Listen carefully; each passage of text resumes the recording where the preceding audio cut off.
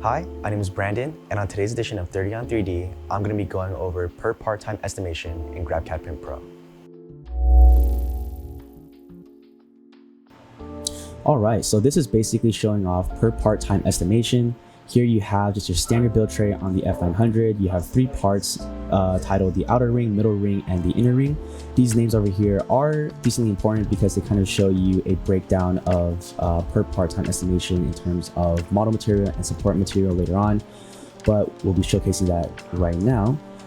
So initially, when you view the estimates, this is the historical way of kind of estimating the part or print time for the entire build tray.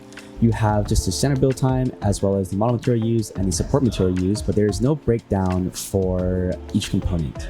With GrabCAD Print Pro, you have a build report on the left side. It's a new tab, and when you click it, you actually have a breakdown of all 3 components, the quantities of each component, as well as the model material and the support material that's used for each to print each part.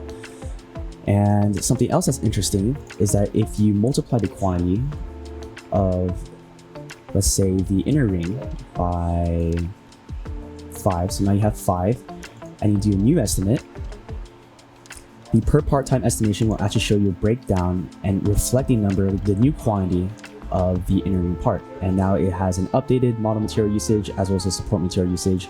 And with these values, you can essentially have a per part time estimation based on the initial tray summary report.